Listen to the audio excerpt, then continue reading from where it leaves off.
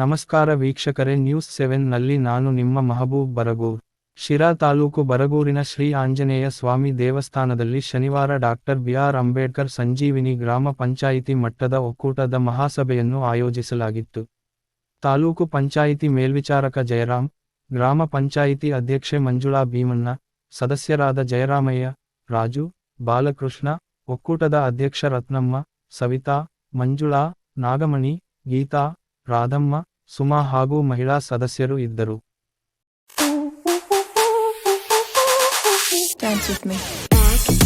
ಸ್ವಸಹಾಯ ಸಂಘಗಳು ಅಂತಂದ್ರೆ ಕೇವಲ ಸಾಲ ತಗೊಳ್ಳೋದು, ಸಾಲ ಕಟ್ಟೋದಕ್ಕೆ ಅಷ್ಟೇ ಸೀಮಿತ ಆಗಬಾರ್ದು.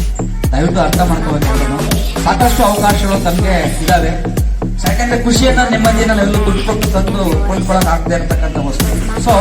ಸೊ ಇದು ನೀವು ಅರ್ಥ ಮಾಡ್ಬೇಕಾಗುತ್ತೆ. ಇದ್ರ ಜೊತೆಗೆ ಸಂಜೀವಿನಿ NRLM ಯೋಜನೆ ಅಥವಾ ಸರ್ಕಾರದ ಯೋಜನೆ ಕಾರ್ಯಕ್ರಮಗಳನ್ನ ತಮಗೆ ಸುಲಭವಾಗಿ ಅದನ್ನ ದಕ್ಕಿಸ್ಕೊಳ್ಳುವಂತದ್ದು ಮಾರ್ಗ ಇದಾಗ್ತಾ ಹೋಗುತ್ತೆ. ಇರತಕ್ಕಂಥ ಸಭೆಗಳಿರ್ಬೋದು, ವಾರ್ಡ್ ಸಭೆ ಇರ್ಬೋದು, ಗ್ರಾಮ ಸಭೆಗಳಿರ್ಬೋದು, ಸಂಜೀವಿನಿ ಸಭೆಗಳಿರ್ಬೋದು, ಈ ಸಭೆಗಳೆಲ್ಲ ಭಾಗವಹಿಸಿ ಮಾಹಿತಿನ ತಿಳ್ಕೊಳ್ಬೇಕು.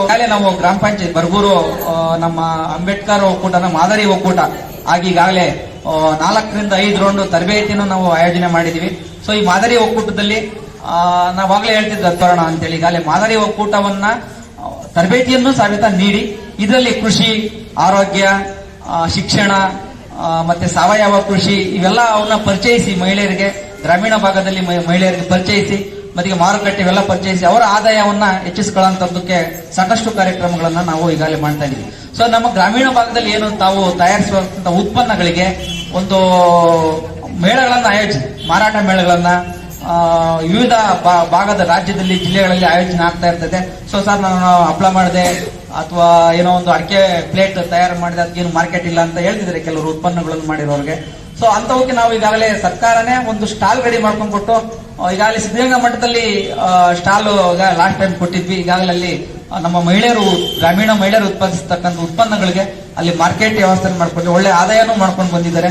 ಸೊ ತಾವು ಏನಾದ್ರು ಅಂತದ್ದು ಒಂದು ಕಾರ್ಯಕ್ರಮನ ಮಾಡಿದ್ರೆ ಅದನ್ನ ಬಂದು ಮಾಹಿತಿ ಕೊಡಿ, ಅಲ್ಲಿ ಒಂದು ಸ್ಟಾಲ್ ನ ಒದಗಿಸಿಕೊಡ್ಲಿಕ್ಕೆ ಮಾಡ್ತಿದೀವಿ. ಸೊ ಮಿಷನರಿಗೆ ಎಷ್ಟು ಬೇಕು ಆ ಸ್ಥಳೀಯವಾಗಿ ಮತ್ತೆ ನಮ್ಮ ಒಂದು ರಾಜ್ಯ ಮಟ್ಟದಲ್ಲಿ ಆ ಒಂದು ಸರಕಿಗೆ ಇರ್ತಕ್ಕಂಥ ಸಂಬಂಧಪಟ್ಟ ತರಬೇತಿ ಬಂಡವಾಳ ನಮ್ಮ ಸಂಜೀವಿನಿ NRLM ವತಿಯಿಂದ ನಾವು ಕೊಡ್ತೀವಿ.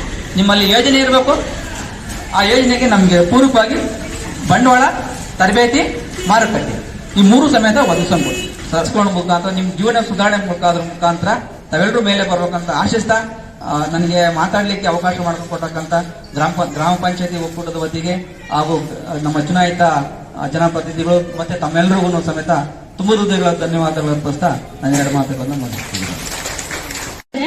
ಪ್ರತಿಯೊಬ್ಬ ಮಹಿಳೆಯರು ಸಂಘಕ್ಕೆ ಸೇರ್ಕೋಬೇಕು. ಸಂಘಕ್ಕೆ ಸೇರ್ಕೊಂಡಾಗ ಮಾತ್ರ ಅವ್ರ ಕುಟುಂಬನ ಒಳ್ಳೆ ರೀತಿಯಲ್ಲಿ ತಗೊಂಡೋಗ್ಬೋದು ಅಂತ ನಾನು ಹೇಳಕ್ ಇಷ್ಟಪಡ್ತೀನಿ. ಮನೇಲಿ ಇದ್ದಾಗ ನಾವೇನು ತಿಳ್ಕೊಳಕ್ಕಾಗಲ್ಲ. ನಮ್ ಮೀಟಿಂಗಿಗೆ ಬಂದಾಗ ಮಾತ್ರನ ಕೇಳ್ರಿ, ನೀವೇ ಹೇಳ್ರಿ, ಮೀಟಿಂಗ್ ಬಂದು ಎಷ್ಟು ತಿಳ್ಕೊಂಡಿದ್ದೀರಾ, ಮನೆಗಿದ್ದಾಗ ನೀವು ತಿಳ್ಕೊಂಡಿದ್ದೀರಾ ಇವನ್ನೆಲ್ಲನ. ಅದಕ್ಕೆ ಪ್ರತಿಯೊಬ್ರು ನಾವು ಮೀಟಿಂಗ್ ಬರ್ಬೇಕು, ಸಂಘಗಳನ್ನ ಚೆನ್ನಾಗಿ ನಡೆಸ್ಕೊಂಡು ಹೋಗ್ಬೇಕು. ಚೆನ್ನಾಗಿ ನಡೆಸ್ಕೊಂಡೋದಾಗ ಪ್ರತಿ ಹೆಜ್ಜೆನಲ್ಲೂ ನಮ್ಮ ಸಂಜೀವಿನಿ ಸಂಘ ನಿಮ್ಗೆ ಆಚರಿಯಾಗಿರ್ತೈತಿ. ಅದನ್ನ ಬಳಸ್ಕೊಳ್ರಿ.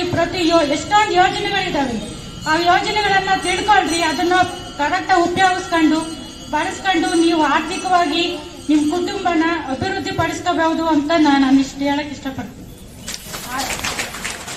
ನಾವು ಮನೆಯಲ್ಲಿ ಬರೀ ಬದುಕು ಅನ್ನೋದಲ್ಲ, ಬದುಕಿನ ಜೊತೆಗೆ ಇದು ಒಂದು ಬದುಕು ಅಂದ್ಕೊಂಡು ಈ ಬದುಕನ್ನ ಕಟ್ಟಿಕೊಂಡು ಇದನ್ನ ಸಂಜೀವಿನಿ ಸಂಘದನ್ನ ಮುಂದುವರಿಸಿಕೊಂಡು ಎತ್ತುವರೆಗೆ ತಗೊಂಡೋಗಿ ನೀವು ಎಲ್ಲಾನು ತಿಳ್ಕೊಂಡು ಹೆಂಗೆ ಏನು ಹೆಣ್ಮಕ್ಳು ಏನು ಮಾಡಕ್ ಸಾಧ್ಯನೇ ಇಲ್ಲ ಅನ್ನೋಷ್ಟು ಎಷ್ಟೋ ಜನ ಹೆಣ್ಮಕ್ಳು ಇನ್ನ ಇದ್ದಾರೆ.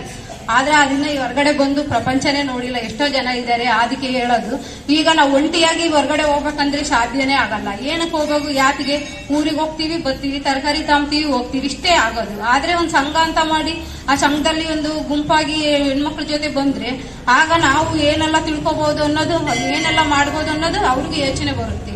ಹಾಗಾಗಿ ನೀವೆಲ್ಲಾರು ಇದಕ್ಕೆ ಕೈ ಜೋಡಿಸಿ ಮುಂದುವರಿಸಿರಿ ಅಂತ ಹೇಳುತ್ತಾ ನನ್ನ ಮಾತನ್ನು ಮುಗಿಸ್ತೀನಿ.